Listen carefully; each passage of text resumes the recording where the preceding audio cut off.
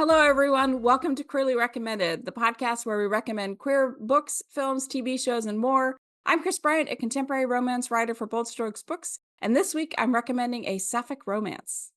I'm Tara Scott. I review sapphic fiction at the Lesbian Review and Smart Bitches Trashy Books. And this week I am recommending a romance novel that features two men. Yay! As always, just want to take a minute to thank everyone who supports us through our coffee, through our Substack, which is where we have our newsletter. We have links to both in the show notes. You can do paid subscriptions on Substack if you're inclined, if you're able. If you're not able, absolutely okay. But of course, the other thing we always say is if you do want to do one more thing, just, tell a friend. Even if you don't say check out every episode, like maybe you really like the idea of something that Kris or I recommend today, just send that one episode. That would be super helpful because we're here to just keep bringing that positive queer media representation in this hellscape of a world. It was our original mandate because we started during COVID and it hasn't really changed because the world is not amazing, but positive queer representation is amazing. It is. All right. So I haven't been very busy, but Kris, you have. What's been happening? I have been swamped. I forgot to tell you, I had Pride. We have Pride. And I did a booth. I did a booth in Kansas City with my fellow KC author, KB Draper. Nice. And also Christina Rivers came down from Chicago. And so we had this booth for 3 days. And let me tell you, on Saturday, this is awful. Okay. So Saturday, it was so hot. And there was the people behind us put up like this massive display. And so there was no circulation for air, like on our side of the tent. And we were dripping. Like it was just, it was awful. And I feel really bad because I had this reader come up and she's like, I'm your biggest fan. I think you're amazing. And I'm like, oh, that's so sweet. And she's like, can I get a picture with you? And I said, absolutely not. Because like I looked like I just ran a marathon and I was just disgusting. Like it was funny because a news team came through and they wanted to talk to us and we're all like, no. Every single one of us were like, no. We were just disgusting, Yes. And then Sunday was great. Sunday, there wasn't, a big storm came through Saturday night and it really cooled everything down. So Sunday was a great day. So, but we had Pride and Pride in Kansas City. Just the event alone is 3 days. That's huge. It is huge. So we had to set up Thursday night. So I went down there and set up Thursday night and then it started on Friday from 5 to 9 and then all day Saturday and all day Sunday. So it was a very long weekend, but I love my friends and it was nice to hang out with them for a while. So that was really sweet. Do you find that because you're in, like, let's be honest, quite a conservative state? Yes. Do you find the tenor of Pride is changing or anything like that? I feel like last year there were more people than this year. I feel like they're a lot younger, which is great. I want the young queers to come out. And I did, tell everybody about Queerly Recommended. The people who, look, books. Like they didn't even know that queer books existed. And I feel like because Missouri is so conservative, like everybody brought their freak flags, like big time. It was awesome. It was awesome to see these queer people just like expressing themselves. And it was so cool to see. And I actually had somebody from work come out. Hey, that's great. Yeah. And so, and of course, they were like, what? Because very young, had no concept of city life and just how people can be when they feel that they're in a safe space, like just how original people are. And it was great. I loved it. I absolutely loved everything about it. Except the fucking weather. Beautiful. That was awful. Yes. That was like a bitch. Like that was my only complaint was just that. So that's fair. That's fair. Yes. I have a friend who is a journalist and she was writing, I think it was a piece for BBC and it was about Miami Pride and it was something about like It's so early though, and I was like, "Yeah, dude, it's Miami. It's like Yeah. hot as balls in Miami. Can you imagine drag queens in that heat? Like, July.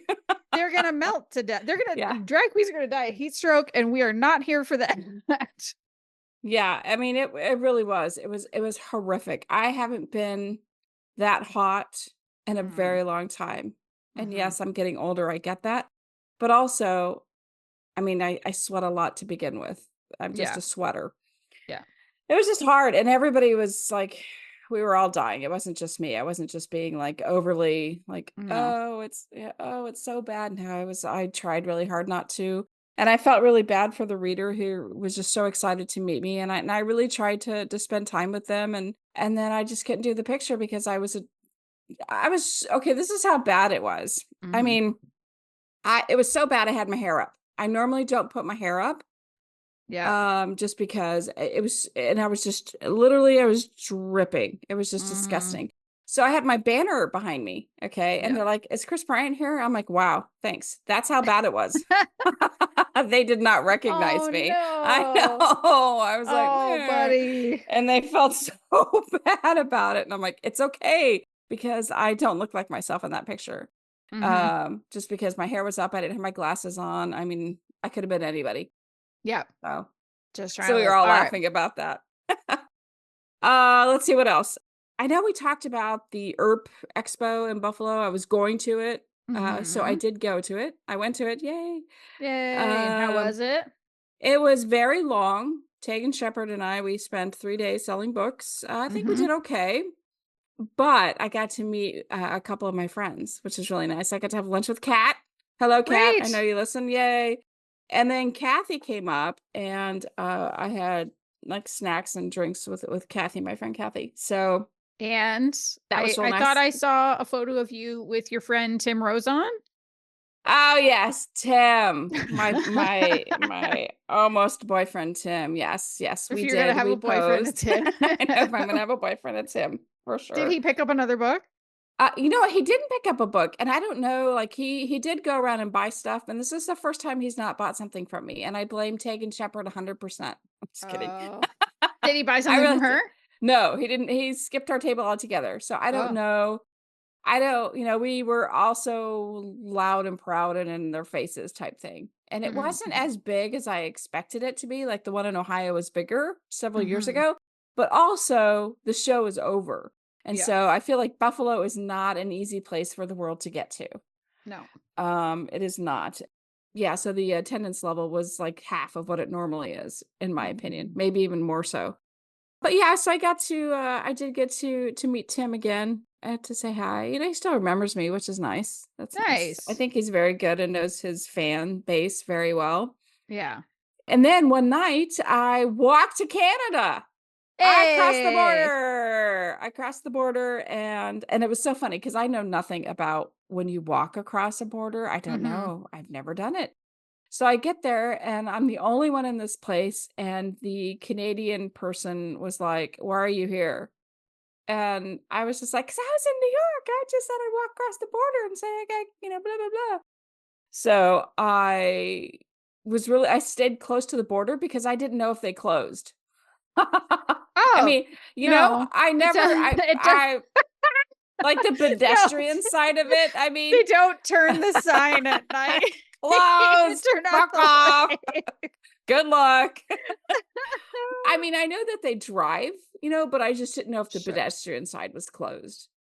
Uh, It's I a don't know. valid question. I think it is.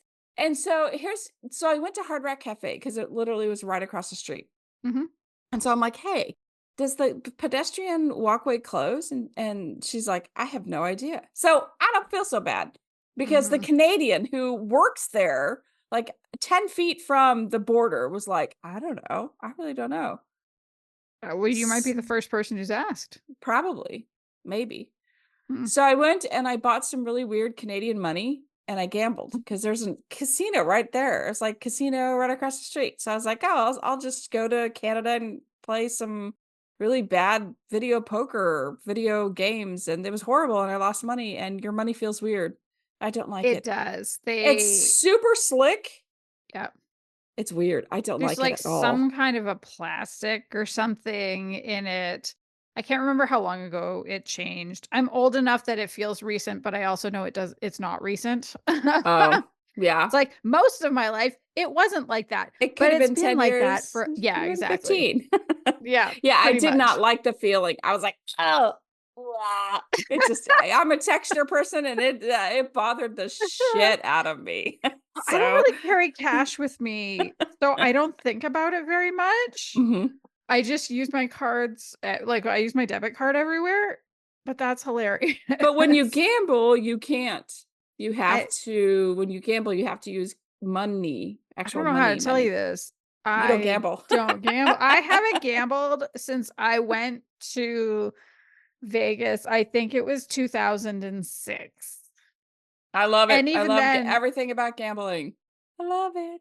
I mean, you know what? I have an aunt who does too. Like that's kind of her. She's widowed now. I talk to her pretty regularly. She has no kids, but she's awesome. And that's her. Like I think at least once a week she goes to the casino. That's her Is social this the outing. aunt you talk to on Monday nights? Is this the one? Yes.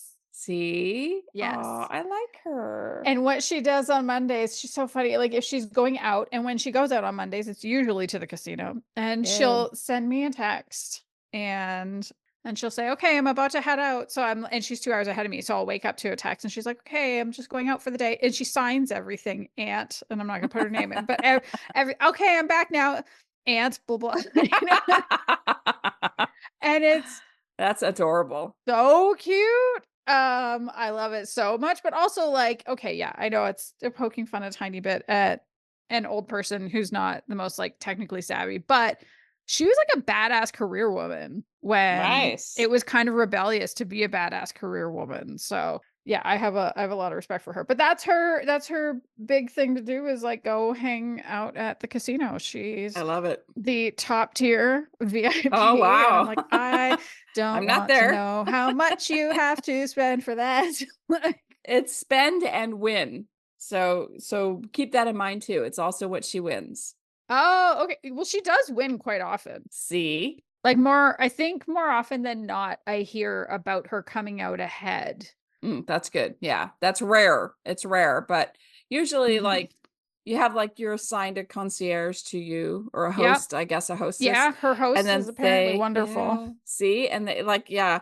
So my parents had a host and they would call her by her first name, be like, "Oh Mhm. yeah, Andrea got us tickets to blah blah blah." And like, and I don't know Mhm. their and I'm like, "Who the fuck is Andrea? Like, who are these people?" Yes. And then I'm like, "Oh, okay." So that yeah, so I am aware of Oh that, yeah. and I do know that it does help when you win, because then you get somebody who's like, "Hey, come spend your money with us. You'll win again. Come on, come Oh, spend." she's given like a certain amount of free slot play all the time. Yeah. Yes. Yes. That's So how here's a they funny get you. story. Do I want to tell you the story? I'm going to tell you I the don't know. story. So back in before 2020, before we shut down, like right before, I got a credit card. I got a new credit card because I wanted to get you get a free block room stay in Vegas, and I was going for Klexicon because it was going to be in Mm. Vegas, and so I got this credit card, and it gave me a free massive suite, like for the week. Yeah. I mean, it was amazing. I was like, "This is the best thing ever." And so, because normally I don't like, as you know, I always talk about how I'm such a loyalist Mhm. because I have my very first credit card that I ever opened when I was 19 years old. I still have I that do bitch. too. See? So you're a It's the loyalist it's the too. it's the backup just in case. Right. So then I was like, you know what? They offer like it was some sort of MGM credit card, and so they offer points. So I totally forgot about that. Like the world shut down, and then I didn't give a shit about anything. Mm, mhm. And so my sister wanted to do something for my dad on his 80th birthday. Remember, we ended up taking him down to Mississippi. Yeah. Well, I was like, let me check my credit card or let me check my card because it had some sort of something. I couldn't remember what it was. Mhm. And it was like slot play. So I have $875 in slot play Whoa. because of this credit card. Isn't that amazing? Whoa. And that's just based on your spending. And I use my credit card to pay my like cable bills and my phone bills, things like that. All my bills are go Mhm. to that credit card and then I just pay the credit card. And so doing that over the course of 4 years has given me $875 or something like that to go play, Wow. slot All play. right. Yeah. So there So you next go. time you go to Vegas. Next time I go to Vegas, I'm gonna probably lose it within an hour, but whatever. It would have been fun. Mhm. That's exactly right. That's exactly right. Yeah. So we had Pride, we had ERP. Oh, and I went to New York. I went to the Lammys. Mhm. Lambda Literary Awards, since Catch was a finalist. Yes. So, and here's the cool thing, like, we didn't know anybody. I was there with Melissa Braden and Georgia Beers, who were also nominated or finalists for Mhm. the romance category. And so we ended up sitting next to the other two people who were in our category. Oh, nice. Yeah, so it was really, really cool. So we got to meet our whole entire, like, our whole field, Mhm. and we got to meet a couple other writers that I did not win. Georgia won, so that was nice that it stayed within the Congratulations, family. Georgia. Yeah, Georgia. So she won, and then we had to sit and wait for 2.5 hours for it to be done. I was ready to go, and they're like, "Absolutely not. You have to stick around." So I was like, Yeah. "Eh." That's the one thing, like, I know the Lammys are prestigious, and I think Yeah. Lambda Literary does really important work, and of course, big caveat, I used to be a staff writer, writing, Mhm. like, at the Lambda Literary Review, writing reviews. But when you look at all the categories, it's kind of disjointed because Mhm. there's all these, like, highly literary categories, and then it feels like romance is almost wedged in a little Yeah. bit. I mean, they're very specific, like trans nonfiction by age range Mhm. this, and you're like, "What?" And then we get romance. Yeah. Romance, Yeah. and they have like 36 categories, and they're all extremely specifically queer, Mhm. except for the romance. There's gay romance and lesbian romance. Yeah, and That's it. that's it. And I Yeah. mean, I And they're do think it's early. oh, yeah, yeah, yeah, they're early, and so you have to sit through it and probably didn't know most of the other although I do think it's important to call attention to Oh, these, like, yeah. it's a Mhm. great, um it's like a really incredible PR function Right. for underrepresented literature, Right. but it does just make it a little wonky for, I think, the Yes. romance authors. And I get why a lot of people weren't there. They were, like, busy doing other things, and they just accepted their award via video, and it was pre-recorded. So it wasn't like, "Hey," so they knew ahead of time. But the people who Oh. were there, yeah, so there were a lot of people. I think romance was the first category who was who was in attendance. Hmm. Yes, I think Georgia was the first one that made it up to, accept an award. Well, I think that's also, like, let's be honest, most queer authors, and especially when you get into like niche literary fiction, are not able to live off of their writing. Mhm. If you're lucky, you might be eligible for some kind of government grants or something like that. But for the most part, it's like Yeah. people that have other jobs. I mean, you do very well as a queer author, but you still have another job. Oh, yeah. Yeah, and New And York is not cheap. It is not yeah, cheap. There's nothing about New York that's cheap. yeah. So I think unfortunately that's kind of like it's a gating factor Yeah. for a lot of Mhm. people. But it is still really cool that they do it.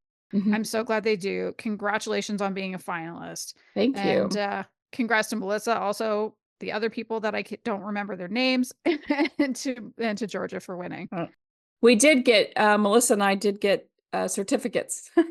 Oh, that's nice. So I kind of like, when I got home, I kind of like bent it. So I'm flattening it out. I will frame it Mhm. because I mean it's not every day Yeah, you become a finalist for a Lammy. So definitely not. yeah. So when I was in New York, I also went to Broadway, and I saw Gatsby on Broadway. Oh, was it good? It was very good. It was very good. The thing that shocked me the most is that Mhm.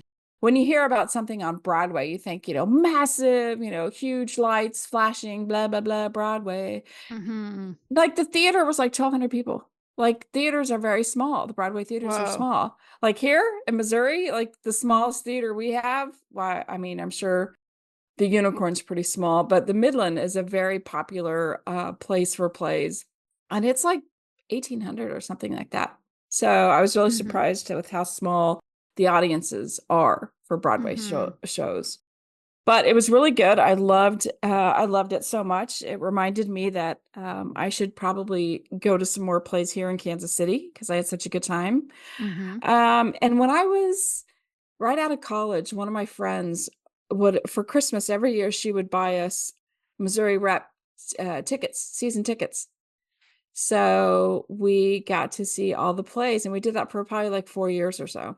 Mm-hmm. So I used to love going to plays. So seeing Gatsby reminded me of that. Yeah, I do like it, and I should do it again. So I'm going to Yeah, probably look into plays around here. So that's great. yeah, yeah. That's super great. And I know there's a lot going on in my life. This is what happens when I miss a month of I know. chit-chatting. It is a lot. And like You're catching everybody up on all the I things. am. I know. So fast forward if you just want to get to the to the recommendations. But I got my page proofs back for Perfect, which is the book I Good. have written with my first non-binary lead. Mm-hmm. So page proofs start. They're due here in a couple weeks. And then my final book in the sensory series, Gaze, Gaze, maybe a play on Gays. You be the judge. I already Uh, have been. I've been making the jokes. so that was turned into Ashley. And because I have a lot of like she got some help, I guess, because I have a lot of lawyery stuff in it. Oh, okay. So Well, now I'm waiting for paid I'm waiting for content edits back on that, and I will guarantee you, set here right now, that shit's gonna come back to me while I'm at GCLS, and I'll have to turn it in while I'm at GCLS. nope. So she's gonna make me work.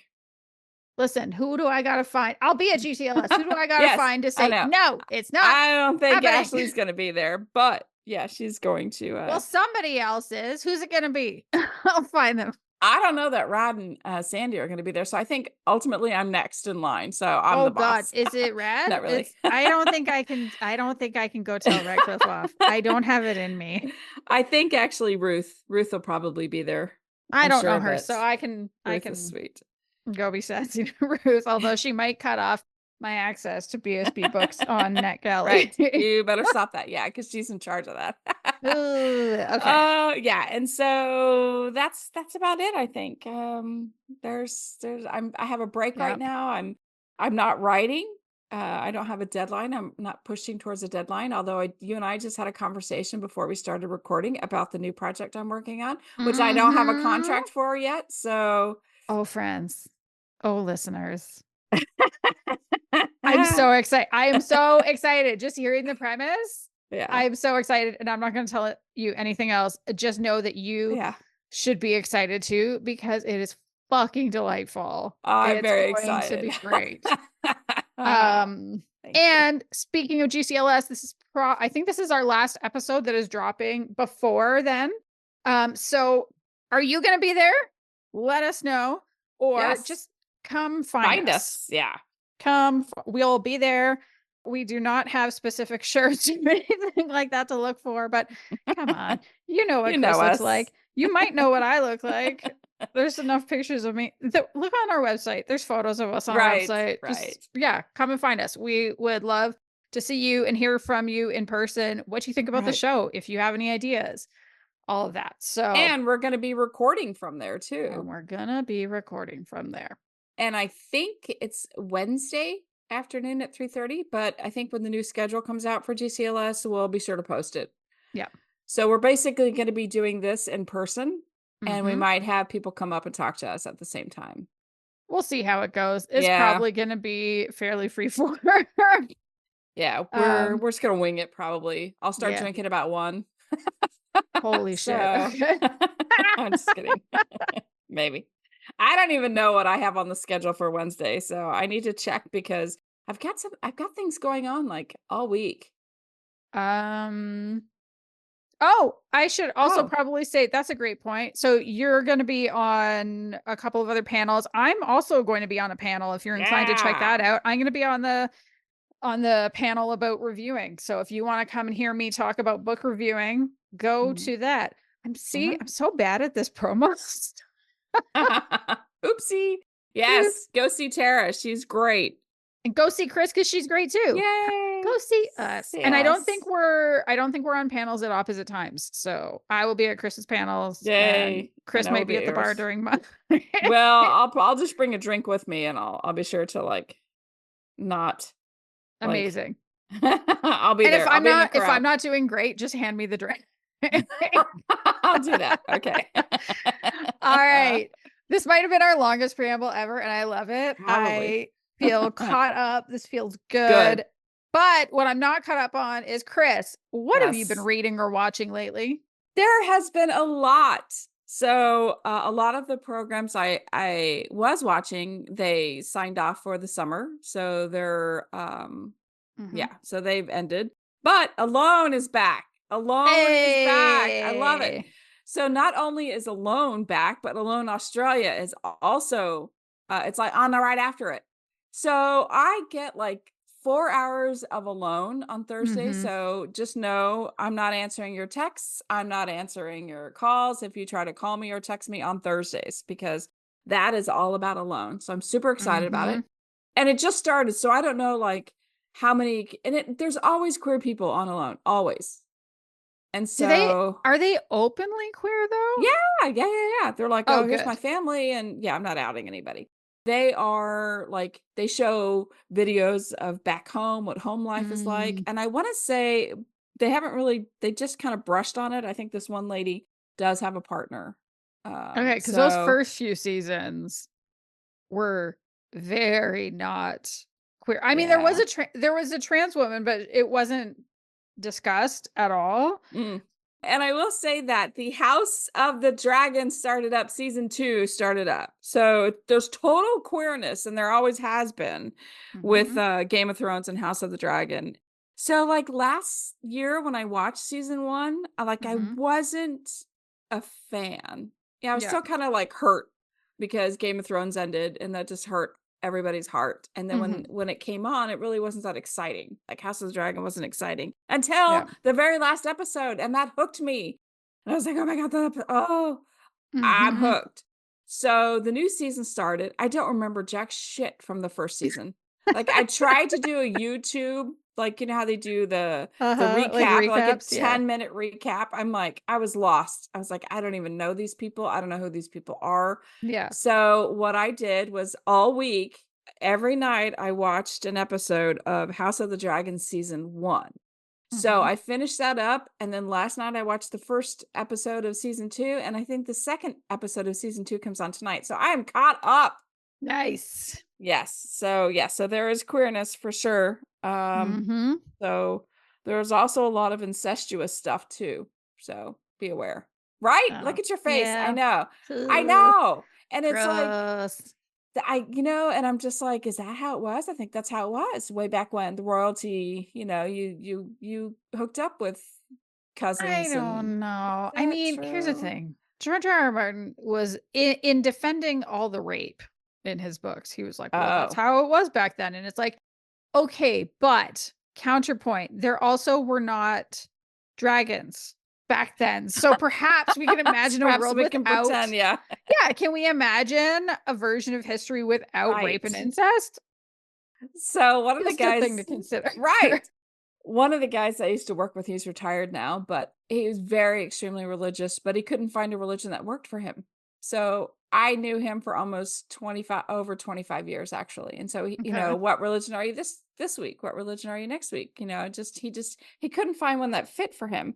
And I remember asking him like at what point was it not okay? Because in the Bible brothers and sisters had sex, they Mhm. had babies. At what point was it not okay? And his response to me was, well, God told them it wasn't okay anymore. And so they stopped having sex with their siblings. Cause I'm like, literally, how did that happen? And so, yeah, so that was the explanation I was given just because God said so. I'm like, okay, all right, you go with that. And that's kind of so because of that, I've always been thinking about that. And then Mhm. here comes House of Dragons and Game of Thrones, where there's a lot of incestual relationships. So yeah, I keep thinking back to that. Yeah. So, anyway, not an excuse. Did That's, you oh, so in your month uh-huh. of being Mhm, away doing things, mhm. did you watch the new Bridgerton season? Of course I did. You wanna talk about that? We briefly? can. Because isn't We there a little bit can. of queerness in it? There is a little bit of queerness in it. There we go. I mean, I feel like I have talked about everything because it's been a month. But yeah, Mhm. Bridgerton has queerness in it. Actually, one of the Bridgertons. Hmm. I know. Did you watch it?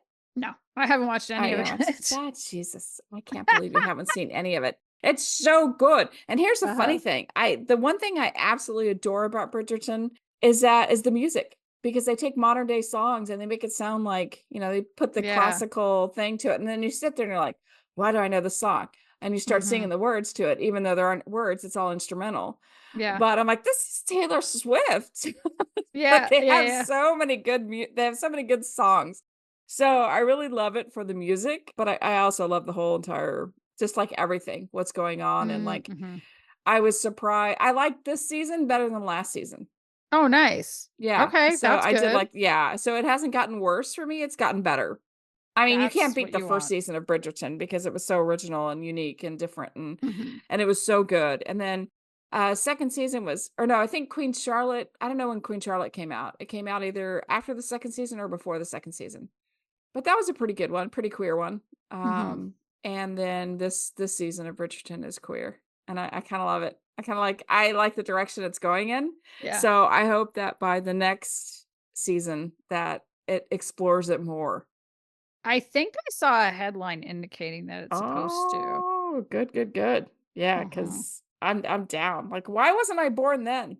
Oh, that's right, because I have rights now, sort of, kind of. Yeah. You again would have died either in childbirth or shitting out your eyeballs because of not enough medication. Right. That's true. Okay, So my gosh, enough about me. What about you? What have you been reading or watching, or what is new in your life? all right, so I have been watching RuPaul's Drag Race All Mm, Stars season 9. Woo! yay. So this is a non-elimination season again, Oh, which cool. I love because, so much gets invested in the runway looks. And so when somebody is sent home like 1 or 2 weeks in, and they have a ton of like fancy, incredible drag, because these are all queens that have been there before Mhm. and they're getting to come back and show how much they've grown. But the thing that I think is really cool is that this season, they're actually not playing so that they win $200,000. They're playing for charity. Oh, nice. Oh, I Yes, love that. so I they love that. each have their own charities. There's, like, the Trevor Project, there's Trans Lifeline, there's ASPCA, National Association of Mental Illness, bunch of others that the Black Justice Coalition, and I can't remember the others.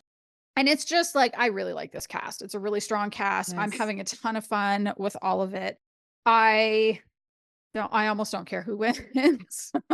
Like, It's there are for a a good couple. cause. Yeah. Yeah, exactly. There are a couple that I think are absolutely front runners, but it almost doesn't matter because it's just fun and, like, almost every challenge is excellent. Like, they had probably the best roast of Oh. any season ever.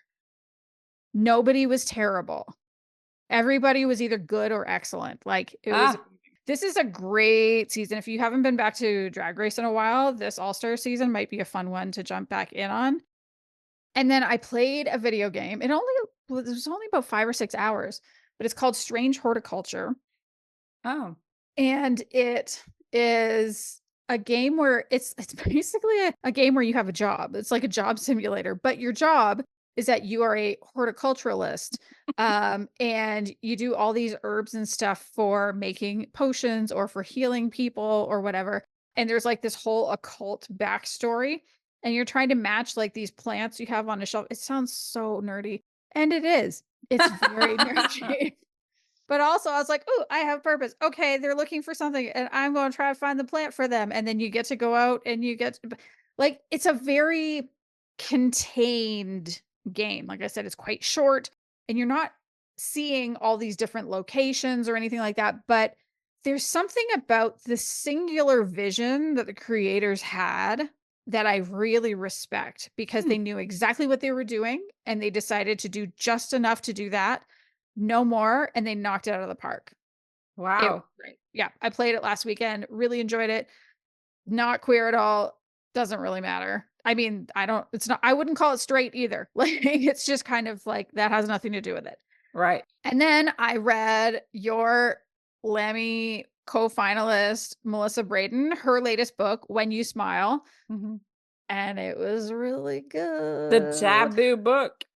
The Taboo book, yes. So when Taryn was 11, she had a gigantic crush on her babysitter, Charlie. Charlie was 16 at the time. And that's kind of the first chapter is seeing like one of their babysitter night things, and Mm. then comes back to where we are now in the present. 10 years later, Taryn is a transfer student at a university. So she did a couple of years of college, and now she's going to this university. And she is hammered at a frat party with some of her new friends and is unexpectedly helped by Charlie. Who knew? They're at the same place. Because they hadn't been in touch in between Right. Like, because I don't know my babysitters. well, and like Charlie babysat her for a summer and then her family moved away to a whole other state. So like Mhm. there was no staying in touch or anything like that. And so there's just this, it's really cute. There's this Taryn's really drunk and she's like, "Wait, I think I know you. Charlie, were you my babysitter?" It was adorable. And so Charlie is a graduate student in a writing program. She has a long-term boyfriend, Danny. He's in the program too. His mom used to be her mom's best friend. His mom is also a super famous author. So it's all this Ooh, kind of like, look at, she's being set up for the perfect future. right. But as she and Taryn kind of reconnect and they become friends, and she starts to have this like, why do I like spending time with Taryn more than I like spending time with Danny? And then there's this Oh, like, yeah. oh no. So of course the choice is, do I take, this path that's very clearly been laid out for me, that's Right. very easy, or do I choose for myself and go explore something that doesn't have the same kind of sureness to it, but it sure is a lot more exciting. As soon as I heard the premise, I was very excited because I don't think I've heard anything quite like it before. Like, there's definitely, Dating the Nanny books. Like, you Right. wrote one, Hello. Chelsea Yeah. Cameron has one. Yeah. But I don't think there is any like, yeah, she used to be my babysitter and I had a crush on her. And so I can see how some people might be a little concerned about that as a premise, but I do think Mhm. it helps that like there's only 5 years between them. When they babysat, like Taryn was 11 at the time, and now that they're older, like they're definitely on more equal footing. Like, yes, one of them is an Right. undergraduate student, the other one is a graduate student, We're but both adults. they're both exactly, they're both adults. Like Taryn is also not a freshman. She has a couple of years of college under her belt, so she knows what it's like even just being in higher education. And I thought it worked really well because it also meant that they had a little bit of a foundation because they knew each other before. Yes, a lot's happened in 10 years. They both grew up, but there is kind of that familiarity of like, "Oh, yeah, Mhm. we knew each other at one point in our lives," and they build a friendship on top of that, and then that Mhm. friendship turns into a romance. Ooh. It was really, I don't know, it worked for me. The chemistry was really, really good, and we see, like, Taryn is totally anguishing because she's like, "Oh, fuck, I have a crush on this straight person. Mm. This is horrible," but then at the same time, Charlie's just so confused, and it's very cute. The other thing I love about this book. Of course, there's like a little breakup scene in there somewhere. Mhm. You know, Melissa Braden loves breaking up and Oh, she's her horrible. she loves to break up her characters. She loves to put them in turmoil and anguish and all that. Yes. But this book has an excellent grovel sequence. Oh, good. It's so good. I forgot how much I love a good grovel in fiction. And I haven't seen one this good in years and Oh, years. nice. So, if you also love a good grovel, this is definitely a great one to check out. So, I loved it. I love the characters. It was super fun. I read it in a few days. So if you want something sweet and sexy and Mm. it's like just enough, it wasn't like so much angst to like punch me in the face and keep Right. punching for days, but it was enough to keep it like really interesting and Good. make that grovel make sense. Mhm. Go get it. This was very nearly my official recommendation, and then, well, I read another also excellent book. Oh, see, so it So, was hard. yeah, so I'm cheating. I still recommend it. I just put it over in the what I've been reading section. Good deal. Chris, what's your official recommend wait, choking on my own spit. Hold on. Hold Okay. that thought. Okay, I'll be right back. Okay. So my official recommendation is a book by E.J. Noyes called Turbulence. Ooh, I've heard good things about this one. Yes, it's very, very good. It was a 2017 release, and here's the synopsis. Stockbroker Isabel Rhodes has a lot of money, a lot of trust issues, and a lot of reasons to believe her ex-girlfriend was right when she said that Isabel sucked at relationships.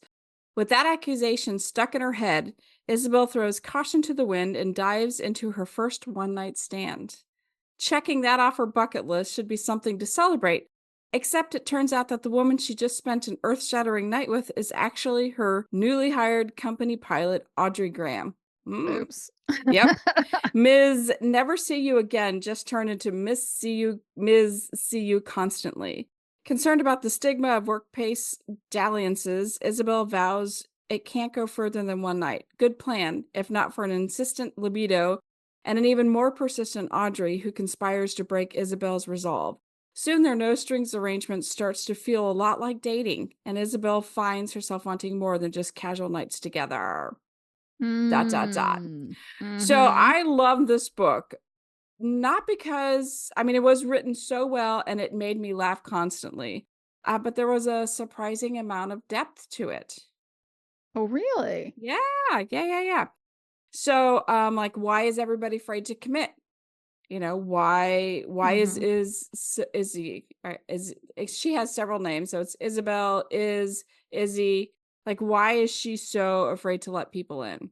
Mhm. So, and so let's be real, like the very first sentence reeled me in, and I'm going to say the first sentence. And I actually wanted to read the first paragraph, but I'm Okay. only going to read the first sentence. And it Okay. made me laugh. Like I literally laughed out loud the very first sentence. Okay. Okay. For the first time in months, the hand fondling my breast was not mine. I love that.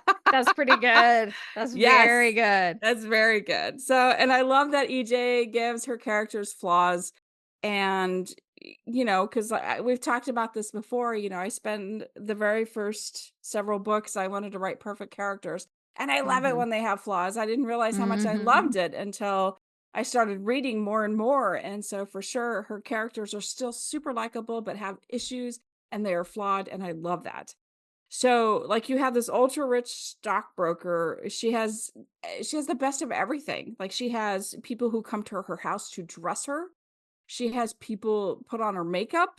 She even has a driver, and she has all these big events that happen weekly almost. You know, so she's Whoa. always like always on the go, like always doing events, always doing fundraisers. Mhm. Um, I really don't know when she sleeps, but the thing is, she does not have old money. She has new money, and that has always kind of weighed on her. Oh, And yeah, see, and I okay. just saw Yeah. Gatsby on Broadway, so I'm even more aware of old money versus new money. Yeah. So, Yeah. yeah, so when I reviewed this book, I was like, "Oh yeah, that's right. There's this whole new money versus old money and how it plays even in today's books still. Like some people Mhm.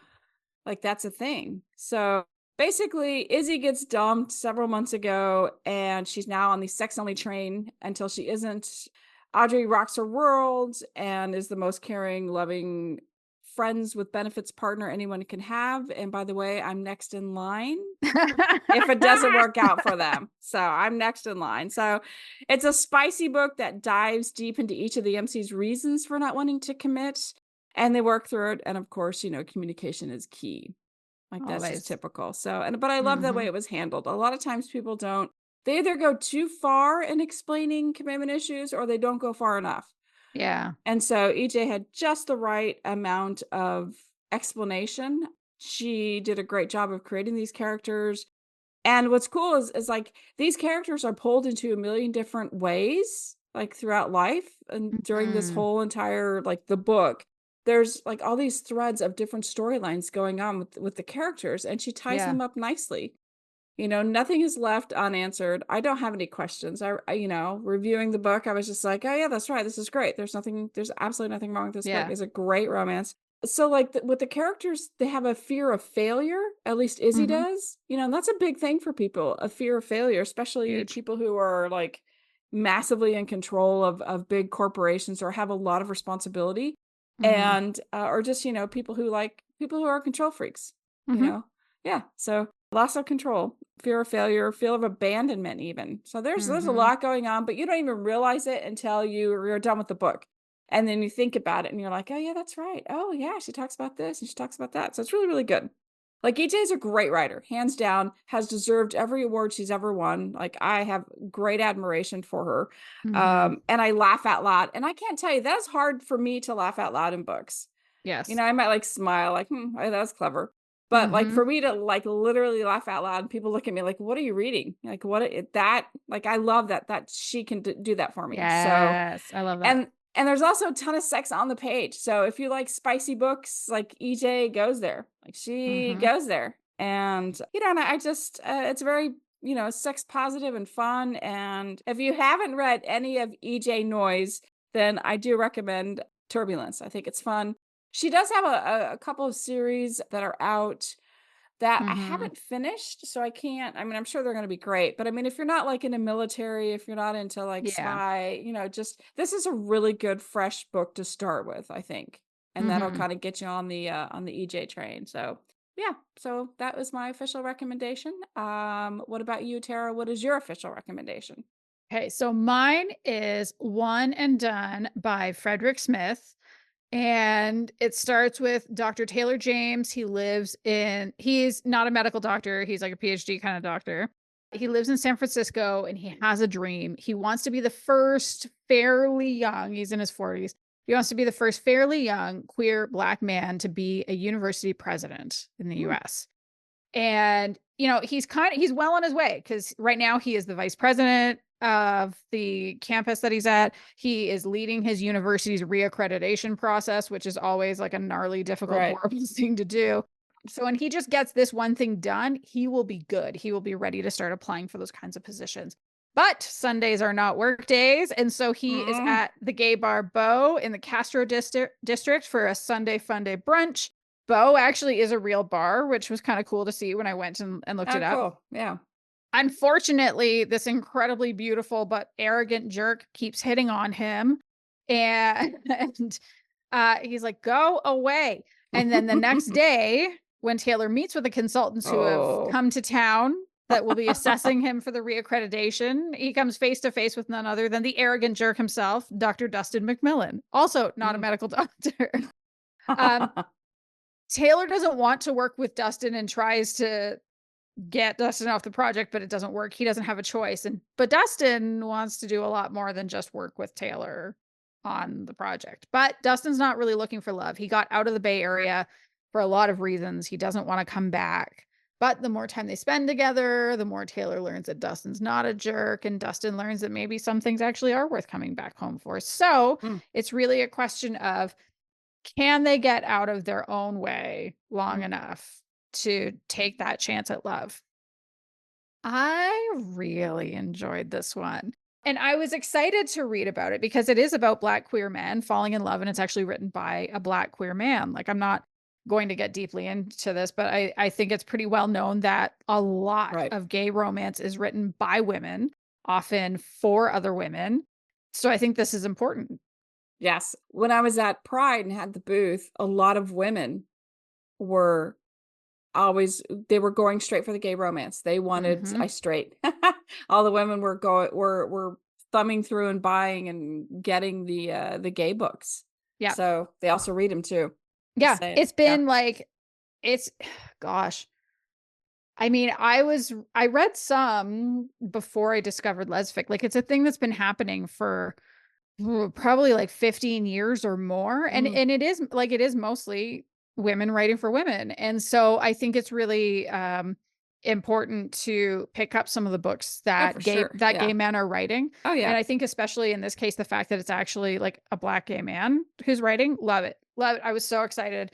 And I talked about one of Frederick Smith's other books, Easy Ain't the Half of It, which he co-wrote with somebody else. I think it was last year, but this is the first book I've read by him that's like just written by him that he didn't co-write. Mm, So this was a really fun opposites attract romance because I feel like this is not unlike some of what you just talked about, but Taylor is laser focused on his career.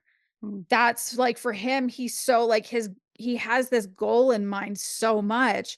he makes time for fun at the drag brunches, but that's really kind of mostly it. You don't have a lot of time when you're in university administration to do other things. But then on the other hand, you have Dustin, who is more fun loving, except he is also kind of cagey. He at first Oh. is cagey about the fact that, like, he says his name is DJ.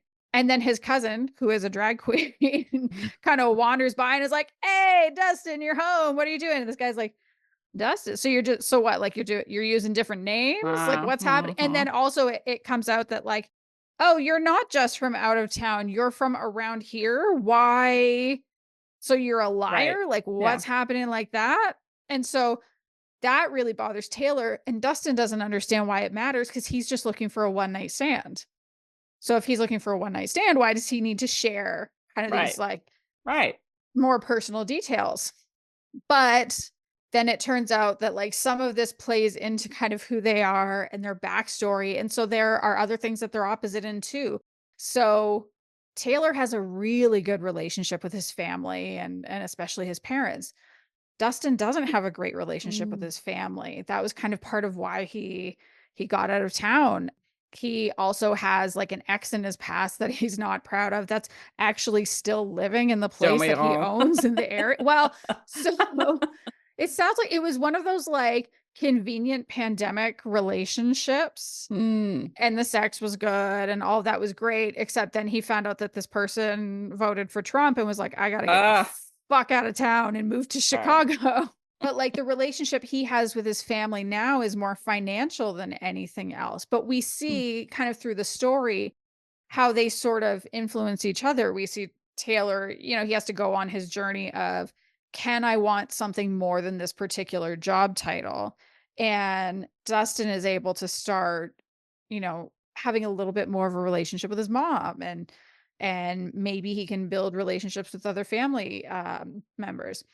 Also, for people Mm. who love the tropes, I think Mm. it's important to note that there is a only one bed situation Nice. that happens in this book, and it's pretty great. And at the beginning, like in that first chapter, and they're at this bar, and they kept talking about Sunday Fun Day. And it kept coming up as a term over and over. And I was like, okay, so is this just like a thing in the Castro? Like, is this, I don't know. So I went and Google searched it. And that was how I found out that Bo is actually like a real gay bar Oh, there, which yeah. I thought was really cool. And Taylor, there's a side character who, this guy is basically his brother. His parents like ended up adopting him after the guy's mom passed away. And he's a one of his kind of several jobs he has is he's a bartender at Bo, especially like on Sundays for these drag brunches. And I really loved, there was a point near the end of the book where it called out that this character specifically, like, it's yes, the bar, but also specifically this character as a bartender works really hard to make it a safe space for proudly Black, Mm. openly queer men to be and to come together. And I really appreciated that because, different groups do need a place where they can Right. go and Mhm. just be themselves. And then there's also an interesting part in the epilogue. These two facts are very different, but the way I see them tied is that they both have like somewhat of a social message that kind of underpins what's happening in the book. So in the epilogue, it comes up about how much money a university president can make. And we see how that can be criticized. And at first, I was a little surprised because it looked like there was this almost justification for how someone can make a $500,000 Wow. salary. Cause that's like, that is a A ginormous lot. amount of money, and, like, yes, absolutely, university presidents work very hard, but so do people that work 3 jobs at a service industry to, Right. scrape by. Right. But it was in that part where we also see a nod toward what happened with Claudine Gay at Harvard University earlier this year. Did you hear about that?